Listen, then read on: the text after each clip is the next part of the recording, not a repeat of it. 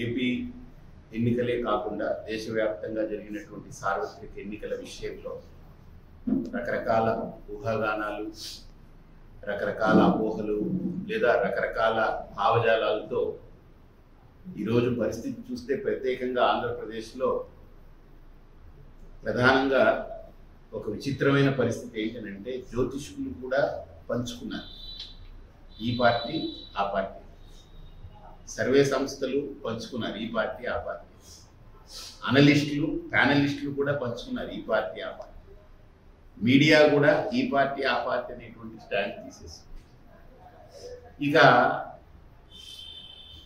ప్రజలు a stand తీసుకున్నారనే దాని మీద స్పష్టంగా మాట్లాడడానికి నాకున్న నిర్దిష్టమైన సమాచారం, అంటే నేను ఒక వ్యక్తిని చాలా స్పష్టంగా ఫాలో అవుతున్నాను.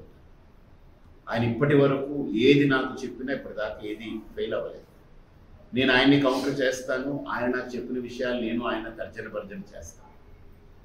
ఈ అంశంలో 2014 నుంచి చెప్తున్నటువంటి అంశాలు ఇప్పటి వరకు పొల్లుపోలేదు.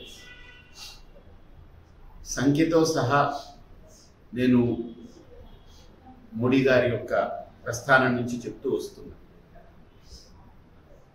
2014లో మోడీ గారు ప్రత్యేకంగా సొంతంగా ప్రభుత్వాన్ని ఏర్పాటు చేస్తారని చెప్పాను. 272 మ్యాజిక్ ఫిగర్ సునాయాసంగా దాటుతారని చెప్పాను, అలాగనే దాటాను. అలాగనే 2019లో మోడీ గారు 300 ఖచ్చితంగా దాటుతారన్నాను, 300 దాటారు. ఇప్పుడు మోడీ గారు మోడీ 3 అనేది ఈ ఎన్డీఏ కూటమి అనేది కాసేపు పక్కన పెడితే, ఎన్డీఏ భాగస్వామి పక్షం అనేది కాసేపు పక్కన పెడితే మోడీ గారు సొంతంగా పార్టీని నిర్మించుకోబోతున్నారు. ఎక్కడ? మనకు ఢిల్లీలో, కేంద్రంలో భారతీయ జనతా పార్టీ సొంతంగా తన కాళ్ళ మీద నిలబడుతుంది. ఇందులో ఏం అనుమానం లేదు. కాబట్టి ఈ ఊహలు అపోహలు అక్కర్లేదు. అలాగని ఇప్పుడు కొన్ని ఛానల్స్ ఉన్నాయి, అన్ని ఏకంగా ఎక్కడ పడితే అక్కడ ఉన్న సీట్లన్నీ తీసుకెళ్ళి బీజేపీ ఖాతాలో వేసేసి ఎంత కొద్దిగా ఎగ్జాజరేట్ చేసి కూడా చెప్తున్నట్టుగా అనిపిస్తుంది. కానీ వాస్తవం ఏంటంటే సొంతంగా మోడీ గారు ఎవరి మీద ఆధారపడక్కర్లేకుండా పార్టీని, గవర్నమెంట్ని ఏర్పాటు చేసుకోగలిగే స్వశక్తితో నిలబడగలిగేటువంటి అంశం ఖచ్చితంగా మనందరికి కనబడుతుంది. ఏపీ విషయానికి వస్తే ప్రత్యేకంగా ఈసారి జరిగినటువంటి అసెంబ్లీ ఎన్నికలతో పాటు సార్వత్రిక ఎన్నికల్లో భాగంగా ప్రధానంగా 2 అంశాల మీద ఎన్నికలు జరిగాయి. ఒకటి జగన్ కావాలి అనే వర్గం, 2 జగన్ పోవాలి అనే వర్గం. ఇంతే తప్ప ఇంకెవరు కనపడలేదు ఓటర్లకి. అందులో చంద్రబాబు కావాలా, పవన్ కళ్యాణ్కి వేయాలా, బీజేపీ ఉంది కూటమికి వేయాలా, ఇన్ని ఆలోచనలు లేవు జనాలకి. జగన్ కావాలి అని ఒక వర్గం, జగన్ పోవాలి అని ఇంకో వర్గం.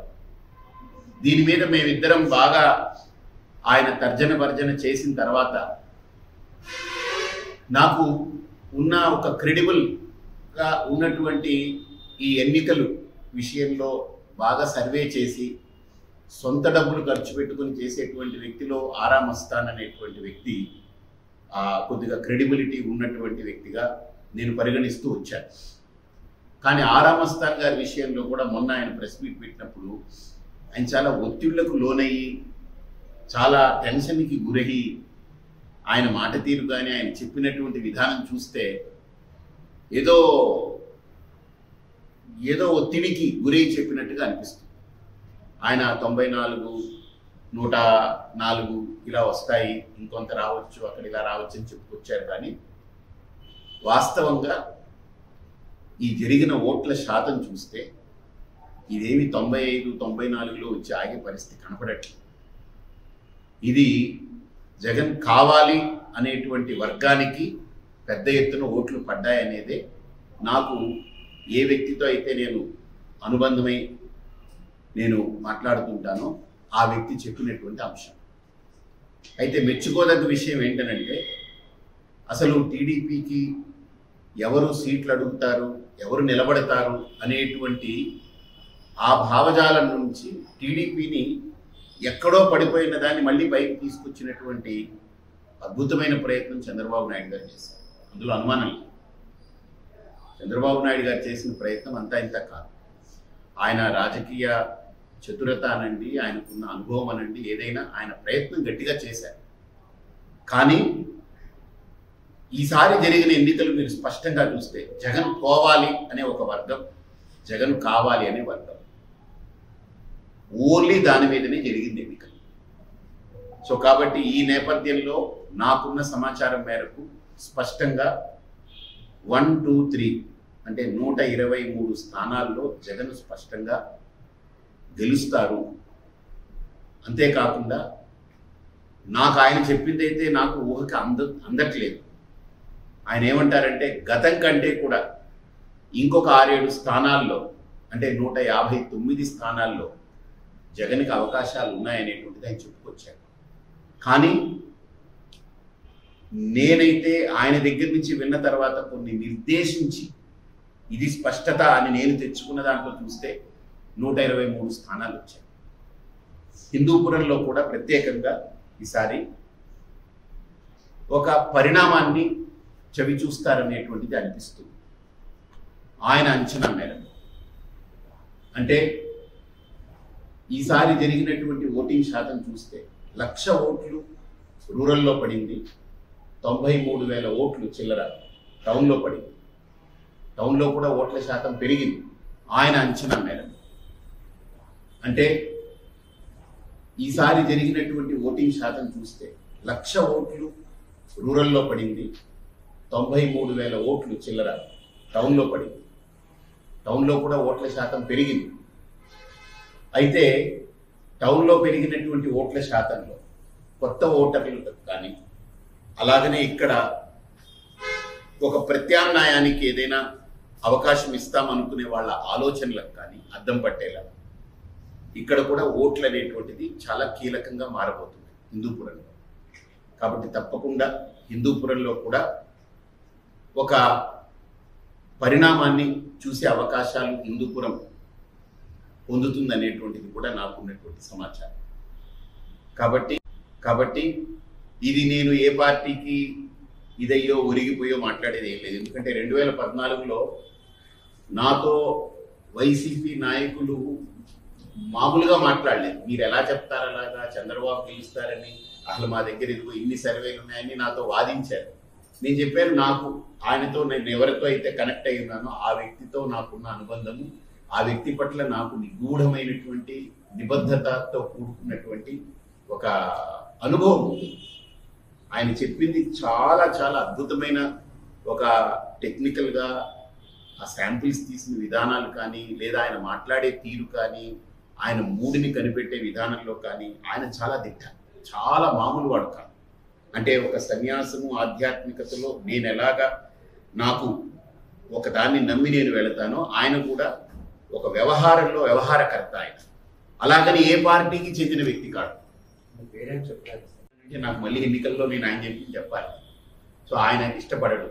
కాబట్టి తప్పకుండా ఆయన చెప్పిన ప్రతి మాటని నేను నిగూఢంగా నిశితంగా పరిశీలిస్తూ వచ్చి నేను చెప్తున్నమాట. 2014లో ఖచ్చితంగా కూటమి వస్తుందని చెప్పారు. అంటే అప్పుడు కూటమి అంటే జనసేన లేదు, ఇప్పుడు పవన్ కళ్యాణ్ గారి మద్దతు ఉంది, ఓన్లీ బీజేపీ టీడీపీ కలిసి వెళ్ళాయి. నేను చెబితే వీళ్ళందరూ వాదించారు.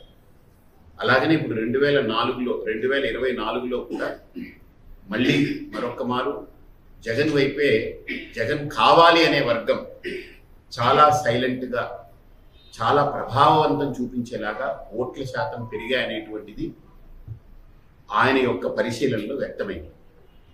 అందులో ఆయన చెప్పిన తర్వాతనే అందరూ కూడా మహిళల ఓట్లు పెరిగాయని చెప్పడం మొదలుపెట్టారు. ఆయన అంతా నిగూఢంగా పరిశీలన తీశారు. మహిళల ఓట్లు విపరీతంగా పెరిగాయి, 2 నుంచి 4% మధ్యలో పెరిగాయి అనేటువంటిది ఆయన చెప్పిన తర్వాతనే చాలా ప్రముఖమైన ఛానల్స్ కూడా వేసుకుంటూ వచ్చాయి. ఇంత లేడీస్ ఓటింగ్ పెరిగాయి అనేటువంటి ఆయన అంత గొప్ప నిశితమైన పరిశీలకుడు ఆయన. సో నేనేం అల్లాటప్పగా నేనేం నమ్మను ఎవరిని. కాబట్టి ఈసారి మళ్ళీ వైఎస్ఆర్సీపీకి 123 స్థానాలు అంటే 1, 2, 3 అనేటువంటి ఆ ఫిగర్ తోటి ఖచ్చితంగా దానికి తగ్గదనే ఒక అంచనా. ఆయన లెక్క అయితే గతంలో 151 స్థానాల కంటే అధికంగా ఒక 8 స్థానాలు రావచ్చు అనేటువంటి ఆలోచనలో కూడా ఉన్నారంటే ఈ స్వింగ్ కనుక ఒక వేవ్, అండర్ కరెంట్ వేవ్ కింద కనుక వెళ్ళుంటే ఇదే కరెక్ట్ అయితే ఇలా వస్తుంది అనేటువంటిది ఆయన నేను స్వామీజీగా నాకున్న మార్గంలో నేను ఎలాగైతే కాన్ఫిడెంట్గా ఎలా ఉంటాను, ఆయన ఒక వ్యవహారకర్త. ఆయన స్వామీజీ ఏం కాదు, ఆయన మంచి పరిశీలన, చాలా బాగా పరిశీలన చేస్తాడు, సొంతంగా డబ్బు ఖర్చు పెట్టుకొని చేసుకుంటాడు. మీరు నమ్మదగ్గ వ్యక్తి. నేను నమ్మడం కాదు, నేను ప్రాక్టికల్ గా నేను అన్ని చెవి చూశాను. అర్థమైందా? నేను మోడీ గారి గురించి చెప్పాను కదా, ఎన్డీఏగా అక్కర్లేదు, సొంతంగా మోడీ గారు నిర్మాణం చేస్తారు. అందుకనే మోడీ 3 జగన్ 2 అనేటువంటిది ఆయన స్పష్టం చేశారు. మోడీ 0.3 జగన్ 0.2 అని చెప్పారు. ఆయన ఏ పార్టీకి చెందని వ్యక్తి, అన్బయాస్డ్గా ఉంటాడు.